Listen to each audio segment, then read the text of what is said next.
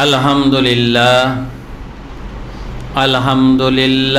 नहमदुहु व नस्तगफिरुहु व नऊज़ु बिल्लाहि मिन शुरूरि अनफुसिना मन यहदिल्लाहु फला मुदिल्ल लहु व मन युद्लिलहु फला हादिय लहु वनशहदु अल्ला इलाहा इल्लल्लाहु वहदाहु ला शरीका लहु वनशहदु अन्न मुहम्मदन अब्दुहु व रसूलुहु क़ाला अल्लाहु तआला फ़ी कलामिल मजीद वल फुरक़ानिल हमीद वमा अर्सलनाका इल्ला रहमतल लिल आलमीन। अम्मा बाद, आजकेर এই পবিত্র জুমার দিনে ইন্টারন্যাশনাল আশিক রাসূল অর্গানাইজেশনের সদর দফতর मीरपुर दरबार शरीफेर साप्ताहिक आशिक रसूल महफिले समवेत सम्मानित अतिथिवृंद, मुआज्जाज मोहतरम उलामा एकराम, शांतिप्रिय आशिक रसूल भाई और बोनेरा, पाशापाशी ऑनलाइन प्लैटफर्मे युक्त देश विदेशेर अगणित आशिक रसूल भाई और बोनेरा, अस्सलामु आलैकुम व रहमतुल्लाहि व बाराकातुहू। आपनारा सबाई केमन आছেন? अल्हम्दुलिल्लाह, लाखों शुक्रिया महान अल्लाह रब्बुल आलमीनेर, जिनि दया करे आमादेरके तार सर्वश्रेष्ठ हबीब हजरत रसूल पाक सल्लल्लाहु आलैहि वसल्लमेर उम्मत हওয়ার सौभाग्य दान करेছেন। लाखों दरूद सालाम जानाई रहमतुल आलमीन हजरत रसूल करीम सल्लल्लाहु अलैहि वसल्लमेर परस्मय कदम मुबारके, जिनि दया करे मानव जातिर पूर्णांग जीवन विधान उपहार दिए गेছেন। लाखों सालाम और कदमबुसी जानाई पृथिवीर सकल आउलिया केरामेर परस्मय कदम मुबारके, जारा जुगे जुगे देशे देशे चिर शांति धर्म इस्लामेर महिमा प्रकाश करे आपमर मानुषके आलोर पथ देखिएছেন। सम्मानित सुधी मंडली, आपनारा जानेन विश्वजाहानेर परम श्रेष्ठ प्रतिपालक आल्लाह तिनि हलेन समस्त जाहानेर अधिपति। तिनि सृष्टि करेছেন, तिनि लालन करें, तिनि आबार प्रयोजन होले ध्वंस करें। सृष्टि जेमन तार अपार महिमा, ध्वंस तेमनि तार अपार लीला। এই সৃষ্টি ও ধ্বংসের মধ্য দিয়েই আল্লাহর বিশ্বজাহান পরিচালিত হচ্ছে। মহান আল্লাহ তাআলা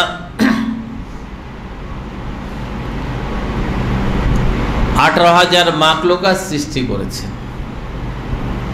গাছপালা, তরুলতা, জীব জন্তু, পশু পাখি সৃষ্টি করার পর তিনি পাঠালেন জিন জাতিকে। জিনরা এই পৃথিবীতে দীর্ঘকাল বসবাস করেছে। তারপর মহান আল্লাহ তাআলা সিদ্ধান্ত গ্রহণ করলেন তিনি জগতে তার প্রতিনিধি প্রেরণ করবেন। তিনি তৎকালীন ফেরেশতাদের সর্দার আজাজিল, যে ছিল জিন বংশোদ্ভূত, তখন আজাজিল মুআল্লিমুল মালায়েকা হিসাবে ফেরেশতাদের শিক্ষাগুরু হিসেবে দায়িত্ব পালন করছিলেন। এক সময় মহান আল্লাহ তাআলা ঘোষণা করলেন, ইন্নী জাইলুন ফিল আরদে খলিফা, আমি জমিনে আমার প্রতিনিধি প্রেরণ করব। তখন ফেরেশতাকুল জবাব দিল, হে রাব্বুল ইজ্জত, আমরাই তো আপনার উপাসনা করার জন্য যথেষ্ট। আমরা তো অহর্নিশি অবিরত আপনার ইবাদত বন্দিগিতে মশগুল, তারপরেও কেন প্রতিনিধি প্রেরণ করা প্রয়োজন? তারা বলল, মানুষ দুনিয়াতে গিয়ে নাফরমানি করবে, মারামারি কাটাকাটি করবে, জুলুম অত্যাচার করবে, সুতরাং তাদেরকে না পাঠানোই ভালো। আল্লাহর সিদ্ধান্তের বিপরীতে মত দেওয়ার কারণে আল্লাহ তাদের প্রতি অসন্তুষ্ট হলেন। তিনি ওই ফেরেশতা কুলকে ধ্বংস করে দিলেন। এরপর আবার নতুন জাতের ফেরেশতাদেরকে তিনি তার অভিলাষ ব্যক্ত করলেন, তার পরিকল্পনা জানিয়ে দিলেন। তারাও আবার বিরোধিতা করল। আল্লাহ তাআলা পরবর্তী প্রজন্মের ফেরেশতাদেরকেও ধ্বংস করে দিলেন। এরপর তৃতীয় প্রজন্মের ফেরেশতাদেরকে আবার বললেন, তারাও বিরুদ্ধাচরণ করল। মহান আল্লাহ তাআলা অসন্তুষ্ট হয়ে তাদেরকেও বিনাশ করে দিল। সর্বশেষে মহান আল্লাহ তাআলা সর্বশেষ গ্রুপের ফেরেশতাদেরকে জানিয়ে দিলেন, ইন্নী জাইলুন ফিল আরদে খলিফা, আমি জমিনে আমার প্রতিনিধি প্রেরণ করব। তখন তারাও যখন মৃদু প্রতিবাদ করল, তিনি বলেন, ইন্নী আলামু মা লা তা'লামুন, আমি যা জানি তোমরা তা জানো না। তখন তারা চুপ হয়ে গেল। এরপর মহান আল্লাহ তাআলা তার অনেক আদরের, অনেক ভালোবাসার প্রতিনিধি মানুষকে তিনি সৃষ্টি করেন এবং তাদেরকে তার প্রতিনিধি রূপে পৃথিবীতে প্রেরণ করেছেন।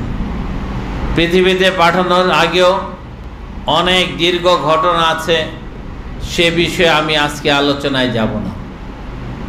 আল্লাহর প্রতিনিধি মানুষ পৃথিবীতে আসার পর তাকে তো 18,000 মাখলুকাতের মধ্যে শ্রেষ্ঠ সৃষ্টি হিসেবে পাঠিয়েছেন। সুতরাং মানুষের দায়িত্ব কর্তব্য হলো আল্লাহর পরিচয় জানা এবং তা জগতে প্রচার করা। কিন্তু পরিতাপের বিষয় দেখা গেল, মানুষ দুনিয়াতে এসে নফসের তাড়নায় শয়তানের ধোঁকায় পড়ে আল্লাহকে বেমালুম ভুলে গিয়ে নানাবিধ পাপাচারে লিপ্ত হয়। ফলে আল্লাহর রহমত থেকে বঞ্চিত হয়ে মানব জীবনে নেমে আসে চরম দুঃখ কষ্ট। দয়াময় আল্লাহ তাআলা মানুষের দুঃখ দুর্দশা দেখে তাদেরকে আবার উদ্ধার করার জন্যে অনাদিকাল থেকে এই পৃথিবীতে অগণিত নবী রাসূল ও ওলি আল্লাহ প্রেরণ করেছেন।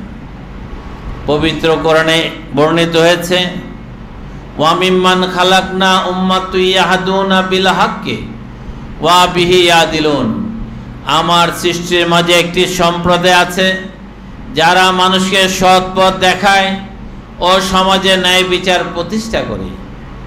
আল্লাহর মনোনীত এই সমস্ত মহামানবগণকে নবুয়তের যুগে বলা হতো নবী রাসূল, আর বেলায়েতের যুগে বলা হয় ওলি আল্লাহ। নবুয়তের যুগে আদি পিতা ও প্রথম নবী হযরত আদম আলাইহিস সালাম থেকে শুরু করে আখির নবী হযরত রাসূল করিম সাল্লাল্লাহু আলাইহি ওয়াসাল্লাম পর্যন্ত এই পৃথিবীতে অগণিত নবী রাসূল প্রেরণ করেছেন, যা হাদিসে 1,24,000 বলে উল্লেখ করা হয়েছে। এই নবী রাসূলগণ তারা আল্লাহর একত্ববাদের বাণী প্রচার করেছেন, মানুষকে ইসলামের শান্তির পথে আসার আহ্বান জানিয়েছেন। মহান আল্লাহ রাব্বুল আলামিন পরম করুণাময়, তিনি নবী রাসূলদের মাধ্যমে পথহারা মানুষদেরকে আবার শান্তির পথে তুলে আনার চেষ্টা করেন। দেখা গেছে যারা নবী রাসূলের আহ্বানে সাড়া দিয়ে ইসলামের সুশীতল ছায়াতল আশ্রয় গ্রহণ করেছে, তারাই আল্লাহর রহমত লাভ করতে সক্ষম হয়েছে। আর যারা নবী রাসূলদের অস্বীকার করে, অবজ্ঞা করে, তাদের বিরুদ্ধাচরণ করেছেন, তারাই বিপদগ্রস্ত হয়েছে, তারাই ধ্বংসপ্রাপ্ত হয়েছে। পবিত্র কোরআনে নবী রাসূলদের বিরোধিতাকারী জাতিদের ইতিহাস বারবার বিভিন্ন সূরায় বর্ণিত হয়েছে। কোরআনের বাণী হযরত লূত আলাইহিস সালামের সাথে নাফরমানি করার কারণে সেই লূতের জাতি কওমে লূত তারা কিভাবে ধ্বংস হয়েছিল এবং তারা ডেড সি, তাদের এই লোকালয় জনপদ একটা মৃত সাগরে পরিণত হয়েছিল। এমনভাবে প্রাকৃতিক দুর্যোগ নেমে আসে, তাদের লোকালয় ডুবে গিয়ে ডেড সিতে পরিণত হয়েছে, মৃত সাগরে পরিণত হয়েছে। সম্মানিত সুধী মণ্ডলী, আসলে সেই মৃত সাগর কবে সেই লূত আলাইহিস সালামের কাহিনী, এখনো সেই ডেড সি মৃত সাগর এখনো মৃতই আছে। আমি একবার মিশরে ভ্রমণে গিয়েছিলাম। মিশরের রাজধানী কায়রো, কায়রোর পরে আরেকটি দ্বিতীয় বৃহৎ শহর আছে আলেকজান্দ্রিয়া। আমি সেই আলেকজান্দ্রিয়াতে সফরে গেলাম, যেখানে পৃথিবীর সপ্ত আশ্চর্যের এক আশ্চর্য সেই বাতি ঘর আছে। সেখানে গেলাম, তারপর জানতে পারি ওইখানে ডেড সি মৃত সাগর আছে। হযরত লূত আলাইহিস সালামের ধ্বংসপ্রাপ্ত সেই মৃত সাগর আলেকজান্দ্রিয়ার কাছাকাছি এক জায়গায় অবস্থিত। আমার খুব ইচ্ছা হলো সেখানে যাওয়ার। আমি সেখানে গাড়ি নিয়ে গেলাম। যাওয়ার পর দেখি সত্যি বিশাল সাগর, কিন্তু পানিগুলো সাধারণ নর্দমা ড্রেনের পানির মতো নোংরা। সেখানে কোনো মাছ জন্মায় না, সেখানে কোনো উদ্ভিদ জন্মায় না, সেখানে কোনো তৃণলতা জন্মায় না। সেখানে মাদক সেবীরা, চোরা কারবারিরা, অপরাধীরা বিচরণ করে। সেখানে কোনো ভালো মানুষের যাতায়াতও হয় না। আমি সেই নিদর্শন দেখে সত্যি অবাক হলাম।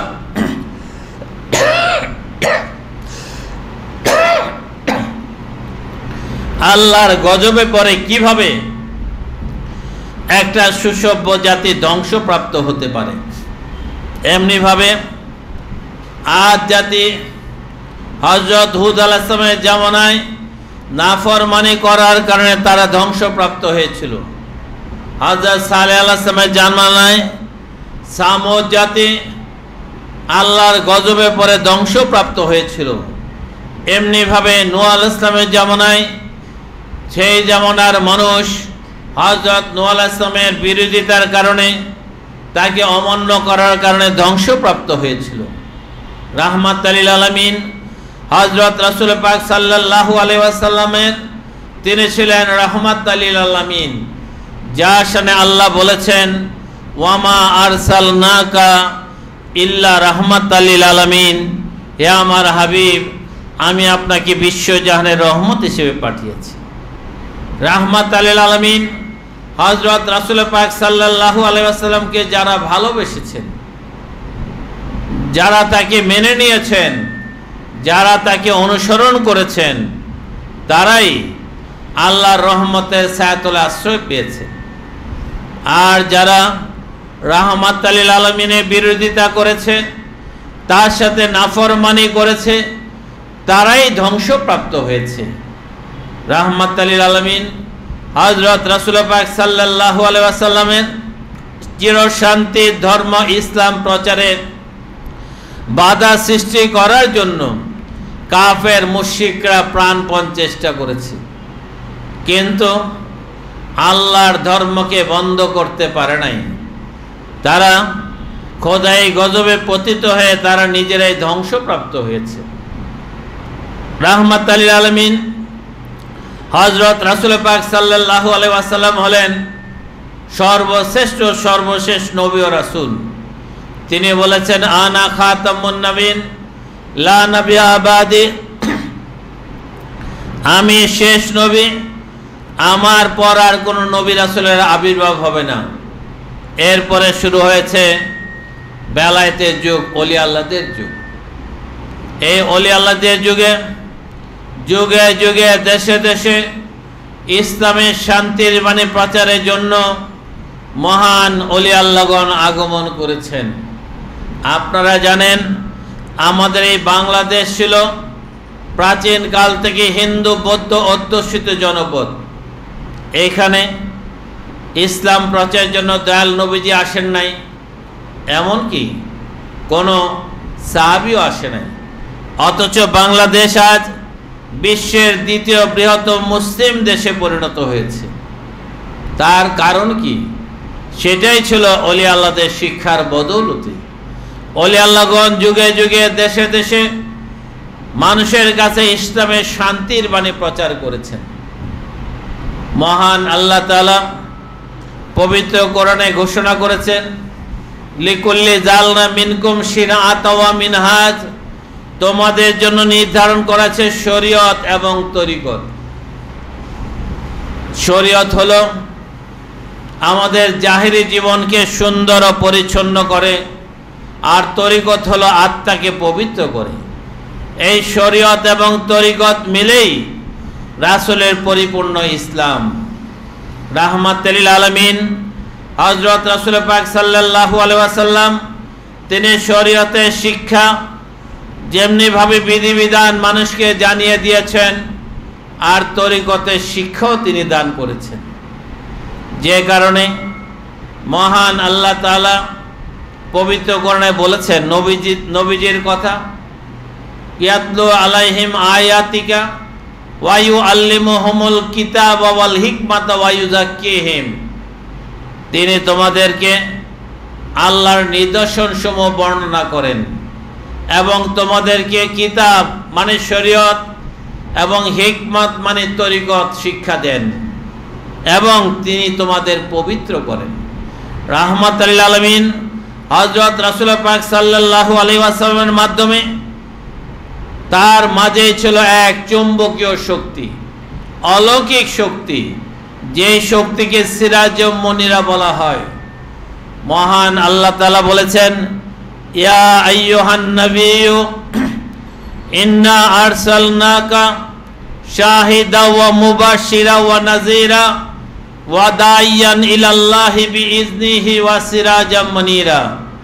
হে আমার নবী, আমি আপনাকে সাক্ষীদাতা, সুসংবাদদাতা ও সতর্ককারী রূপে পাঠিয়েছি, এবং আল্লাহর পক্ষ থেকে আহ্বানকারী হিসেবে প্রজ্বলিত প্রদীপ রূপে। রাসূলের সেই সিরাজুম মুনীরাই ছিল হেদায়েতের চালিকা শক্তি। এই সিরাজুম মুনীরার বদৌলতেই রাহমাতুল লিল আলামিন হযরত রাসূল পাক সাল্লাল্লাহু আলাইহি ওয়াসাল্লাম আইয়ামে জাহেলিয়াতের বর্বর মানুষদেরকে আদর্শ চরিত্রবান করেছিলেন। রাসূলের সেই যুগে কাফের মুশরিকরা দূরে থেকে নবীজির নামে কুৎসা রটনা করত, কিন্তু আশ্চর্যজনক হলেও সত্য, নবীজির সান্নিধ্যে এসে তারা তার ভক্তজনে পরিণত হতো। এটাই ছিল রাসূলের সবচেয়ে বড় মুজিজা, তার ভক্তজনে পরিণত হতো। তখন অন্য কাফেররা বলতো নবীজি জাদুঘর ছিলেন। আসলে কি তিনি জাদুঘর ছিলেন? নাউজুবিল্লাহ, কখনো না। তিনি ছিলেন আল্লাহ রাসূল।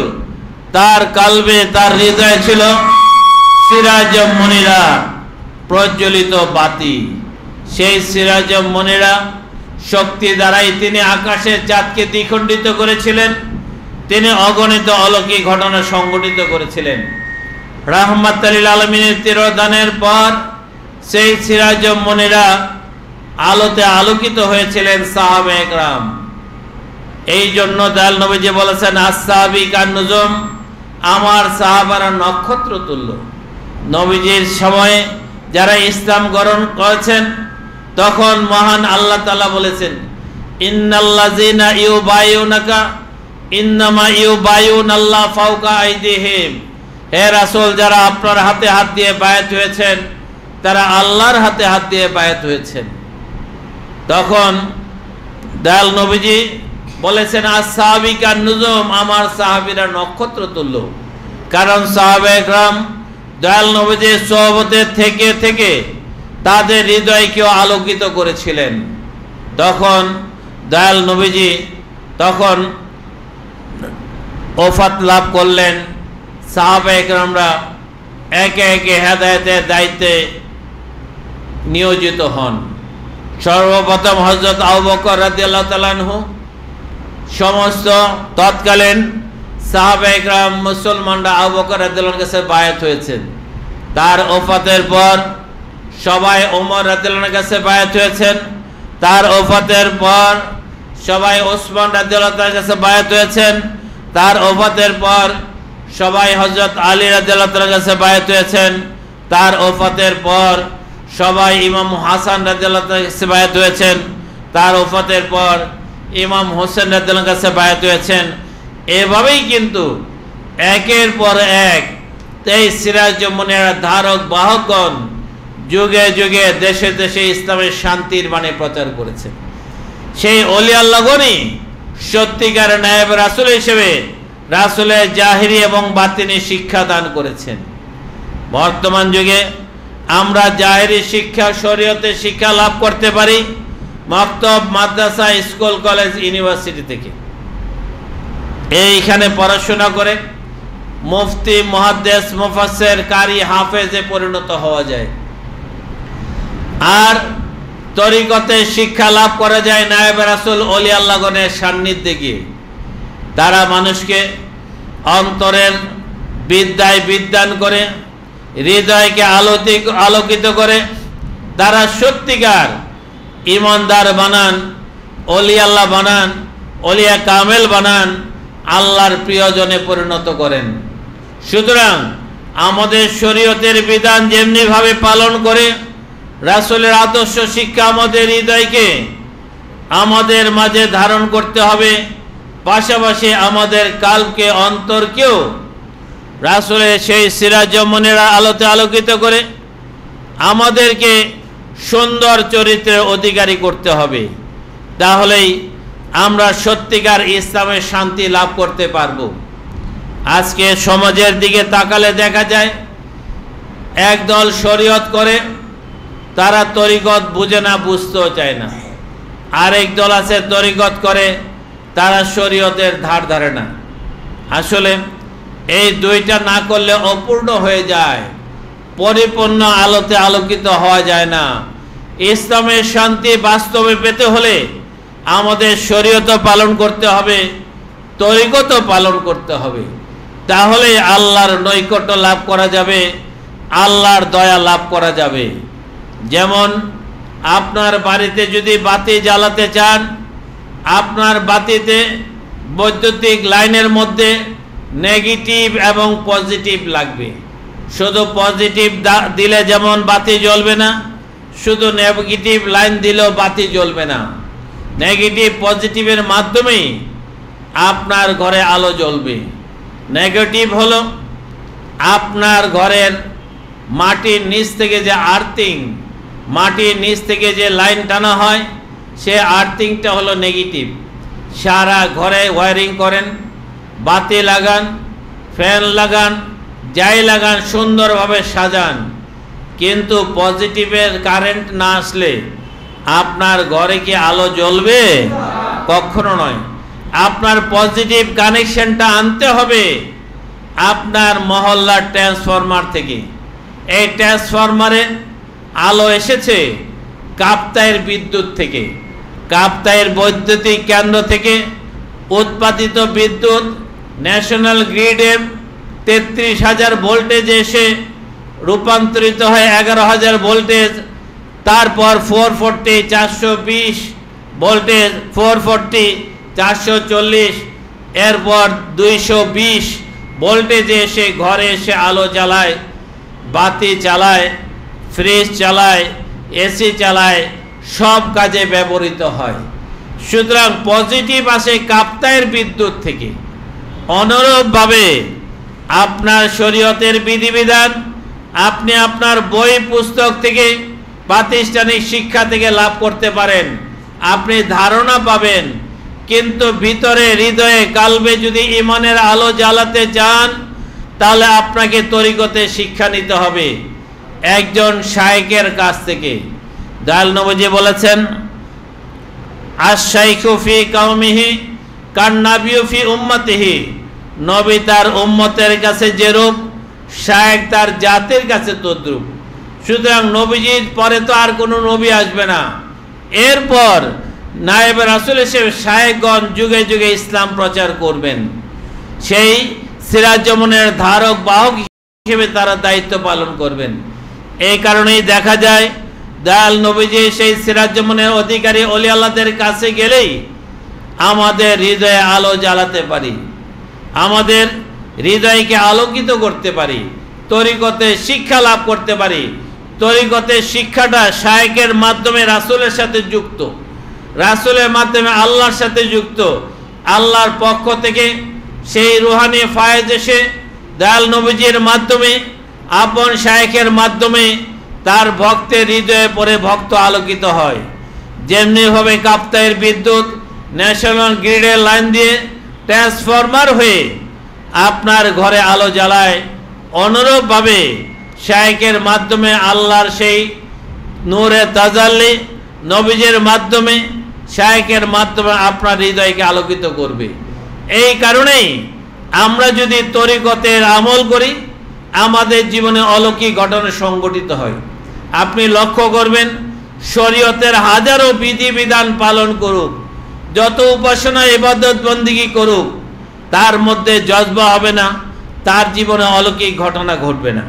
কিন্তু কেউ যদি তরিকতে শিক্ষা গ্রহণ করে, কোনো আল্লাহর মনোনীত শায়েখের সান্নিধ্যে গিয়ে তরিকতে শিক্ষা গ্রহণ করে, তখন তার জীবন অলৌকিকত্বে ভরে যায়, তিনি আলোকিত মানুষে পরিণত হন, তার জজবা হবে, তার মাঝে আল্লাহর ইশক ও মহব্বত পয়দা হবে, তখনই সে আল্লাহর বন্ধুতে পরিণত হতে পারবেন।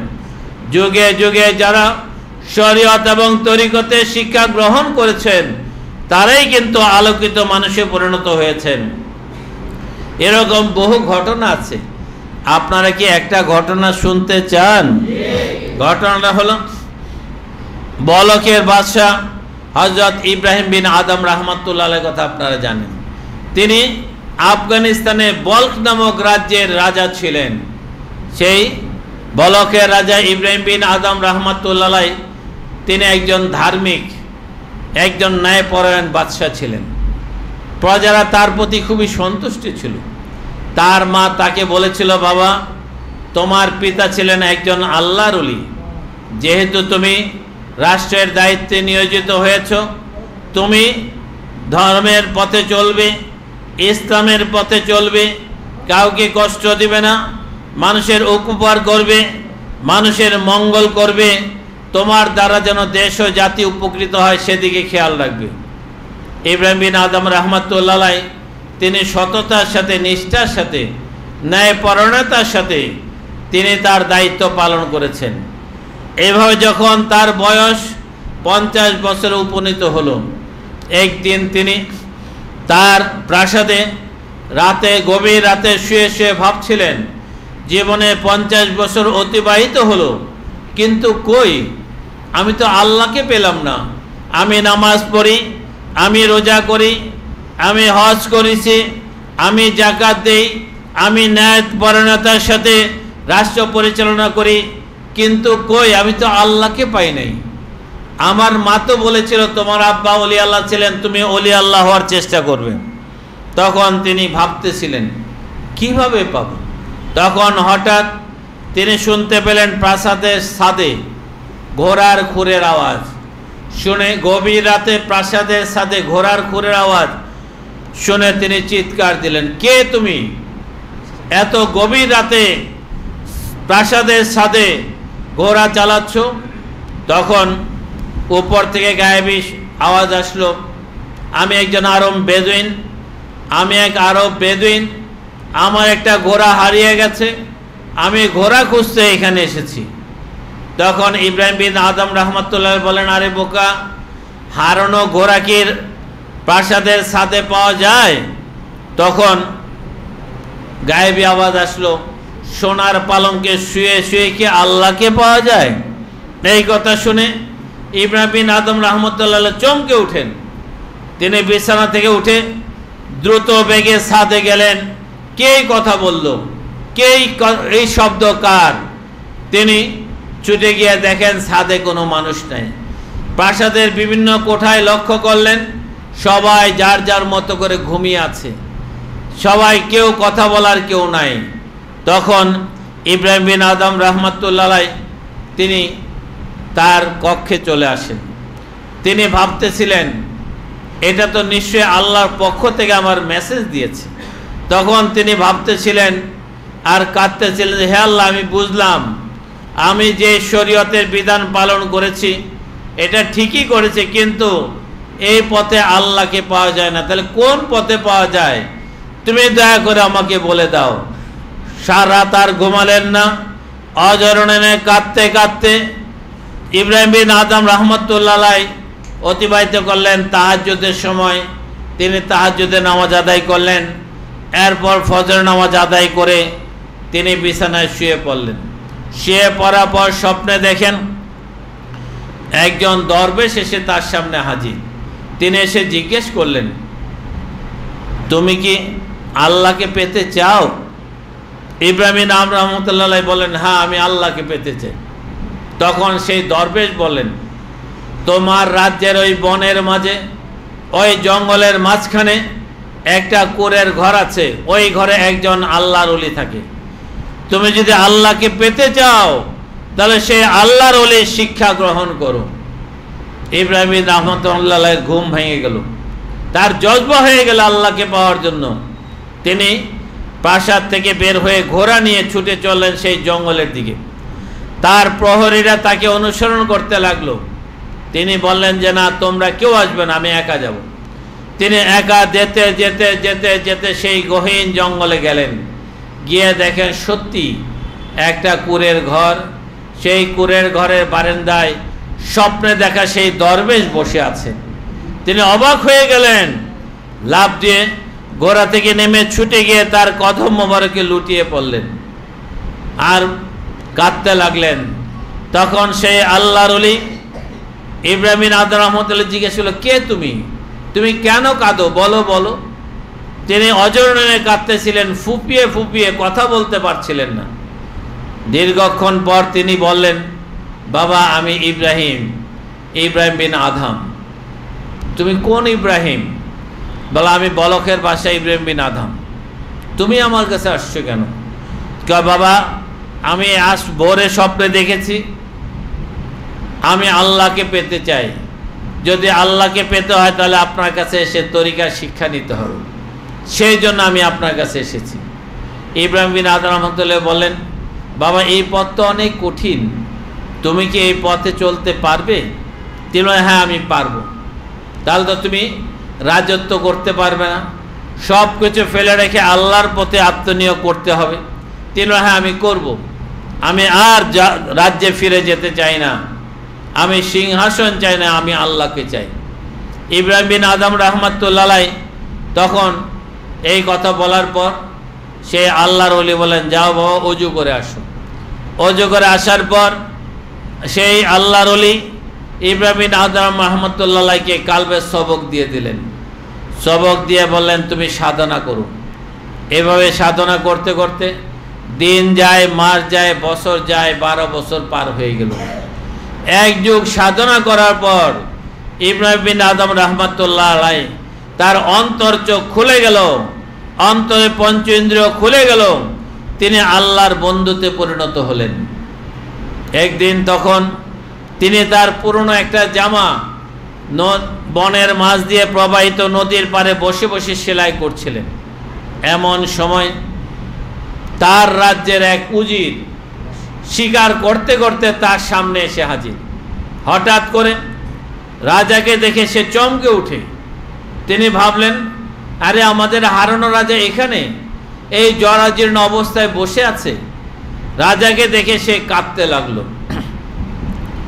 দূর থেকে ইব্রাহিম বিন আদম রহমতুল্লাহ তাকে দেখে চিনে ফেললেন। তিনি সেই উজিরকে কাছে ডেকে নিলেন, কান্না দেখে বললেন, কি ব্যাপার, তুমি কাঁদো কেন? উজির কদম মোবারকে লুটিয়ে পড়ে বললেন, মহারাজ, আপনি রাজত্ব ছেড়ে চলে এসেছেন, অথচ আপনার প্রজারা আপনাকে কত ভালোবাসে। তারা তন্ন তন্ন করে আপনাকে খুঁজে বেড়াচ্ছে, কিন্তু কোথাও পায় নাই। তারা এখনো আপনার জন্য কাঁদে। আপনি কেন এই রাজত্ব ফেলে এখানে চলে এসেছেন? তার কথা শুনে ইব্রাহিম বিন আদম রাহমাতুল্লাহ আলাইহি বুঝলেন যে আসলে তরিকতের বেদ ও রহস্য তো সে জানে না। ওই সময় ইব্রাহিম বিন আদম রাহমাতুল্লাহ আলাইহি যে সুচ দিয়ে তার জামাটা সেলাই করছিলেন, সুতা থেকে টান দিয়ে ছিঁড়ে ওই সুচটা নদীর পানিতে ফেলে দিলেন। মুহূর্তের মধ্যে স্রোতের টানে সেই ছোট সুচটি কোথায় যেন হারিয়ে গেল। ইব্রাহিম বিন আদম রাহমাতুল্লাহ আলাইহি তার উজিরকে বললেন, হে উজির, তুমি কি ওই হারানো সুচটা তুলে আনতে পারো? তখন ইব্রাহিম বিন আদম রহমতুল্লাহ আলাইহির কথা শুনে উজির বলল, এটা কিভাবে সম্ভব? এই স্রোতের টানে কোথায় চলে গেছে? ইব্রাহিম বিন আদম রহমতুল্লাহ বলেন, আমি আনি। বলে, ঠিক আছে, আনেন। তিনি হুকুম দিলেন, হে নদীর মাছেরা, আমার হারানো সুচটি তোমরা নিয়ে আসো। দেখা গেল অসংখ্য মাছ, প্রত্যেকের মুখে একটা করে স্বর্ণের সুচ, সব সুচ নিয়ে ভেসে উঠল। ইব্রাহিম বিন আদম রাহমাতুল্লাহ আলাইহি সেই সুচের দেখে বলেন, না, এটা চাই না, আমি আমার হারানো সুচটা চাই। দেখা গেল একটা গজার মাছ তার হারানো সুচটা, সুতা লাগানো সুচটা নিয়ে ভেসে উঠল। তিনি মাছের মুখ থেকে সেই সুচটা হাতে নিয়ে সবাইকে বলল, যাও, তোমরা তোমাদের জায়গায় চলে যাও। সবাই যার যার কাজে চলে গেল। ও যে দেখে তো অবাক, এটা কিভাবে সম্ভব? নদীর মাছেরা সুচটা নিয়ে আসলো। আসলে এই সুচটা আনা তো সত্যি এক অলৌকিক বিস্ময়কর কারামত। তখন ইব্রাহিম বিন আদম রহমতুল্লাহ বললেন, হে উজির, আমি এতদিন তোমাদের সাথে ছিলাম, আমি ন্যায়পরায়ণ বাদশাহ হিসেবে ছিলাম, শরীয়তের বিধিবিধান পালন করেছি, মানুষের কল্যাণ করেছি, ন্যায়পরায়ণ রাজা হিসেবে তোমরা আমাকে চিনেছো, শ্রদ্ধা করেছো। কিন্তু এক যুগ আল্লাহর ওলির সান্নিধ্যে থেকে তরিকতের সাধনা করার পর আল্লাহ দয়া করে আমাকে তার বন্ধু হিসেবে কবুল করে নিয়েছেন। এই জন্য বলা হয়েছে, মাল্লাহুল মাওলা ফালাহুল কুল, যিনি মাওলার হয়ে যায় তামাম মাখলুকাত তার হুকুমের গোলাম হয়ে যায়। এই জন্য আগে তোমরা, আমি রাজা হিসেবে আমার হুকুম আকাম তোমরা রাজ্যের মানুষ পালন করত, কিন্তু এখন আল্লাহ দয়া করেছেন, আমার কথা মাছে শুনে, আমার কথা গাছে শুনে, আমার কথা পশুতে শুনে, আমার কথা পাখিতে শুনে, আমার কথা সবাই শুনে আমার হুকুম পালনের জন্য বেকুল। সুতরাং এই পথ চির শান্তির পথ, তরিকতের পথ, আল্লাহর পথ, আল্লাহ রাসূলকে পাওয়ার পথ। তখন উজির বলল, মহারাজ, সত্যি আপনি ঠিক বলেছেন, আমরাই ভুল পথে আছি, আপনি দয়া করে আমাকে ক্ষমা করেন। আমিও আমার বাকি জীবন আপনার সাথে থেকে সাধনা করে আমার জীবন অতিবাহিত করতে চাই। সম্মানিত আশিক রাসূল ভাইরা, এইভাবেই রাহমাত আমিনের হেরা গুহা শিক্ষা, তরিকের শিক্ষা লাভ করে আমরা আল্লাহর একান্ত কাছাকাছি যেতে পারি।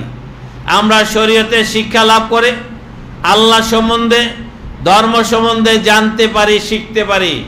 কিন্তু তরিকতের শিক্ষা লাভ করে আমরা আল্লাহর বন্ধুতে পরিণত হতে পারি। আমরা কি আল্লাহ সম্বন্ধে জানতে চাই না আল্লাহর বন্ধু হতে চাই?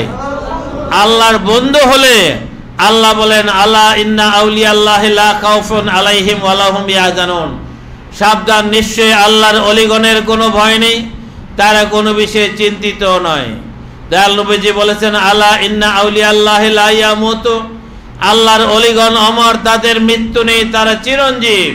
সুতরাং আল্লাহর অলিদের পথে চললেই ইসলামের বাস্তব শান্তি লাভ করা যায়। সম্মানিত আশিক রাসূল ভাইয়েরা, বর্তমানে দেশে চলমান তাপ প্রবাহ জনজীবনকে অতিষ্ঠ করে তুলেছে। মানুষ কতভাবে বাঁচার জন্য চেষ্টা করছে। আবহাওয়া দপ্তর সকাল দুপুর বিকাল বারবার সংবাদ পরিবেশন করছে। আবহাওয়া দপ্তর তো কিছু করার নাই, তারা তাদের যন্ত্রপাতি দিয়ে গতি প্রবাহ বর্ণনা করে মানুষকে জানিয়ে দেয়, কিন্তু তাদের কমানোর শক্তিও নাই, বাড়ানোর শক্তিও নেই। কিন্তু এই শক্তি হলো আল্লাহর কাছে আছে প্রকৃতিকে নিয়ন্ত্রণ করার। আল্লাহই পারেন সাগরকে লোকালয় বানাতে, লোকালয়কে সাগর বানাতে। আল্লাহই পারেন পাহাড়কে সমতল করতে, আবার সমতল ভূমিতে পাহাড় তৈরি করতে। আল্লাহই পারেন সব কিছু করতে। কি পারে না? পারে না? বর্তমানে সারা দেশে যে তাপ প্রবাহ, এটা বিভিন্ন পরিসংখ্যানে জানা গেছে বিগত 50 বছরও এত তাপ প্রবাহ আসেনি। আসলে এই তাপ প্রবাহ আসলো কেন? প্রাকৃতিক বিপর্যয়, বিশেষ করে প্রকৃতির সাথে আমরা যখন গাছপালা কাটাকাটি হচ্ছে, আমরা প্রকৃতি বিনাশ করছি, এটা সত্য। প্রকৃতি বিনাশ এটা একটা কারণ, তাপ প্রবাহ বৃদ্ধি পাওয়ার এটা একটা কারণ। কিন্তু বিশেষভাবে লক্ষ্য করা যায় ষড়ঋতুর এই দেশ বাংলাদেশ, এখানে গাছপালা কাটার কারণে তাপ প্রবাহ বাড়তে পারে। কিন্তু মরুভূমিতে তো কোনো গাছপালা নাই, ওইখানে অজর ধারায় কেন বৃষ্টিপাত হচ্ছে? সেখানে কেন বন্যার সৃষ্টি হচ্ছে? সেখানে কেন শহর তলিয়ে যাচ্ছে, লোকালয় তলিয়ে যাচ্ছে? ঘটনা কি? কেন এটা হচ্ছে? সেখানে তো গাছ নাই। তাহলে বোঝা যায় প্রকৃতি আজ বিরূপ হয়ে উঠেছে। তার কারণ কি? এই প্রকৃতি নিয়ন্ত্রণ করেন আল্লাহ। আল্লাহই যা কিছু করেন। কি বলেন, তাই নয় কি? এখন প্রকৃতি চেঞ্জ হয় কেন? আসলে যখন দুর্যোগ নেমে আসে আমরা বলি আল্লাহর গজব নেমেছে। গজব কি? গজব আরবি শব্দ, যা গাজাবন শব্দ থেকে উৎপত্তি। আরবি গাজাবন শব্দের অর্থ হলো রাগান্বিত হওয়া। আল্লাহ যখন রাগান্বিত হয় এটাই হলো গজব। আল্লাহ রাগ হলেই বান্দার উপর গজব শুরু হয়ে যায়। গাজাবন থেকেই গজব, এই রাগের থেকে আল্লাহ রাগ হলেই গজব শুরু হয়ে যায়। গজব হলেই বৃষ্টিপাত শুরু, গজব হলেই প্রচণ্ড শীত, গজব হলেই প্রচণ্ড গরম, গজব হলেই এক নানান ভূমিকম্প, প্রাকৃতিক দুর্যোগ। আসলে আপনারা নিজেদের বিবেককে জিজ্ঞেস করেন, আমাদের সমাজের মানুষ, সারা পৃথিবীর মানুষের মাঝে অন্যায়, অপরাধ, পাপাচার, অনাচার, অবিচার, দুরাচার এত বেশি বিস্তার লাভ করেছে। 50 বছর আগে কি এই অবস্থা ছিল? এই অবস্থা তো 50 বছর আগে ছিল না। সুতরাং 50 বছর পর আজকে সমাজের এই দুরবস্থা, এই অন্যায় অপরাধ, মানুষের উপর জুলুম অত্যাচার, যে যা পারে অন্যায় অপরাধ করছে, এইসব কি আল্লাহ দেখে না? দেখে না? একের পর এক যখন জুলুম অত্যাচার, পাপাচার, অনাচার, অবিচার করে, আল্লাহ কি খুশি হবে না রাগ হবে? আল্লাহ রাগ হলেই তো গজব শুরু হয়ে যায়। রাগ হলেই তো মানুষের অস্তিত্ব বিপন্ন হয়ে পড়ে। এই কারণেই গজব এসেছে আল্লাহ রাগান্বিত হওয়ার। এখন রাগ থামাবো কিভাবে? থামানোর জন্য পিতা যখন সন্তানের প্রতি ক্ষিপ্ত হয়ে যায়, সন্তান যখন ক্ষমা চেয়ে পিতার কাছে মাপ চায়, আমি ভুল করেছি বাবা, আমি আর জীবনে করব না, তুমি ক্ষমা করো, মাফ করো, তখন পিতার মন নরম হয়ে যায়, ক্ষমা করে দেয়। অনুরূপভাবে আমরা যদি আল্লাহর কাছে ক্ষমা চাই, ভুলের জন্য মাফ চাই, বলে হে আল্লাহ আমরা ভুল করেছি, আমরা আর অন্যায় করব না, আমরা পাপ করব না, তাহলে আল্লাহ দয়া করে আমাদের এই দুর্যোগ দুর্বিপাক সব দূর করে দিতে পারেন। কি পারে না? পারে না? অবশ্যই পারেন। আল্লাহর কাছে চাইলে আল্লাহ দয়া করতে পারেন।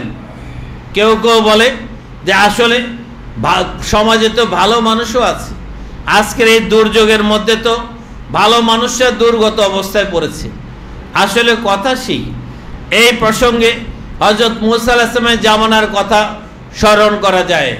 একবার মুসা আলাইহিস সালাম আল্লাহকে বলেছেন, হে আল্লাহ, কোন কোন কওমের মধ্যে মানুষ কিছু লোক পাপাচারী হয়েছে, তুমি গজব দিয়ে পুরা জাতিকে বিনষ্ট করে দিয়েছো।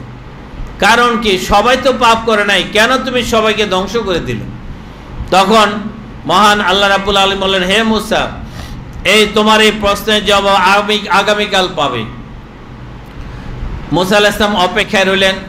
পরের দিন সকালে মুসা আলাইহিস সালাম ঘর থেকে বেরিয়ে যখন এক জায়গায় আসলেন, দাঁড়ালেন, ওই মাটিতে ছিল পিঁপড়ার ঘর বাড়ি।